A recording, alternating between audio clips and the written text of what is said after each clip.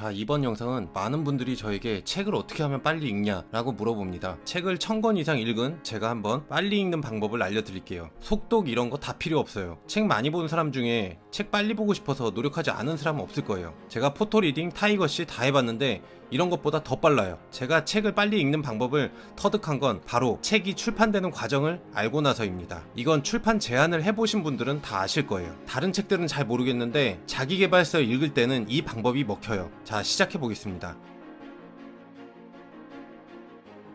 먼저 책을 쓰려면 투고를 합니다. 그게 통과를 해야지 출판사랑 미팅을 하죠. 투고를 하기 위해서 먼저 글을 씁니다. 얼마나 써야 하냐? 약 A4 용지 기준으로 했을 때 최소 20페이지를 쓰고 목차를 대략적으로 정해서 이런 구성으로 책을 쓸 것이고 나는 글을 이런 스타일로 쓰고 핵심 내용은 이것이다 라고 보여주는 것이죠. 이렇게 투고를 할 때 매력적이어야 합니다. 그래야만 통과를 하니까요. 자기가 쓰고 싶은 가장 핵심적인 내용이 이 20장에 담겨져 있는 거죠. 그리고 투고에서 통과를 하면 출판사와 미팅을 하면서 출판사와 협의를 해야 돼요. 출판사마다 원하는 스타일이 있거든요. 이런 스타일의 책이 잘 팔린다 라는 그런 방향이 있거든요, 출판사마다. 그리고 자기네 출판사는 어떤 스타일의 글을 원한다 라고 해요. 거기에 맞춰서 작가는 글을 부풀립니다. 그러면 출판사는 최종 원고를 받아서 오탈자는 기본이고 요 내용은 요렇게 해달라, 이 내용은 저렇게 해달라, 이런 건 어떻겠냐 라고 하면서 내용이 수정이 됩니다. 일단 출판사에서는 책이 잘 팔리는 게 가장 중요하니까요. 그래서 어떤 결과물이 나오고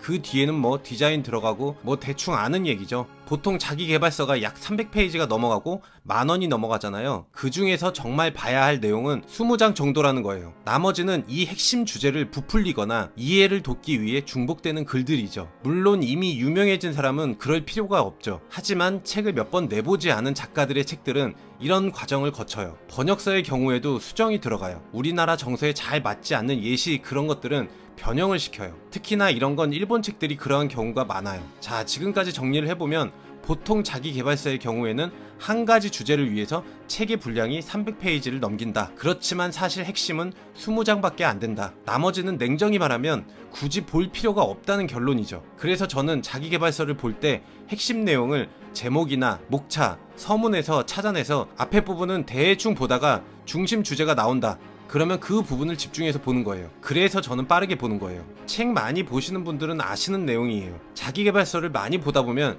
예시가 맨날 거기서 거기에요. 빌 게이츠 얘기 같은 경우에는 여기서 쓰고 저기서 쓰고 다 똑같잖아요. 그러니까 책을 많이 보다 보면 자연스럽게 빠르게 읽을 수 있고 필요 없는 부분은 과감하게 넘길 수 있다. 그리고 핵심 주제는 20장에 다 담겨져 있다 라고 보시면 돼요. 제가 책 리뷰를 하고 그러다 보니까 어떤 출판사에서 제의가 들어와요. 책을 써보지 않겠냐. 그래서 제가 책을 써봤어요. 정말 지금 유튜브 컨셉처럼 거짓된 자기계발서 그런 내용 말고 정말 핵심적인 주제, 현실에서 먹히는 방법, 이게 현실이다 라고 먹히는 방법들을 이런 것들을 제가 써서 보여주니까 대중성이 없다고 이게 없던 얘기가 됐어요. 안 팔릴 것 같으면 책을 안 내줘요. 이게 사실이건 뭐 이런 건 중요하지가 않아요.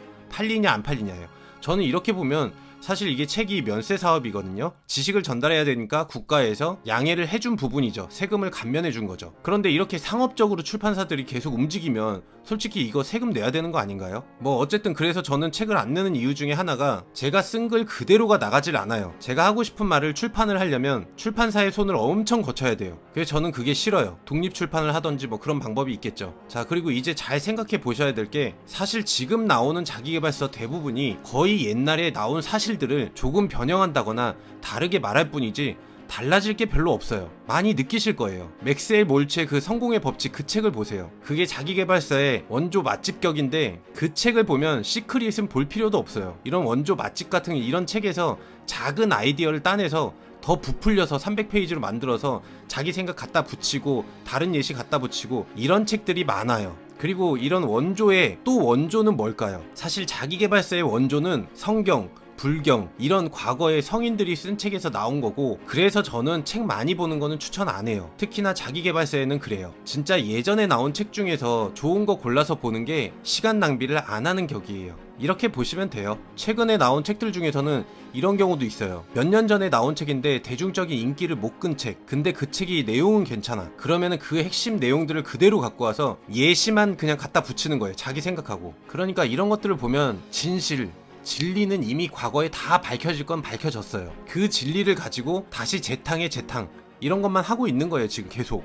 아, 그리고 조만간 제가 조금 전에 말한 맥스웰 몰츠의 성공의 법칙, 그 책에서 틀린 것들을 영상으로 한번 만들어 볼 거예요. 그 책도 뭐 3천만 부가 팔렸다 뭐 해서 되게 좋은 책으로 알려져 있는데 나온 예시들이 거짓된 것들이 있더라고요. 그건 제가 한번 따로 만들어 보고 오늘 영상은 여기까지 하겠습니다. 감사합니다.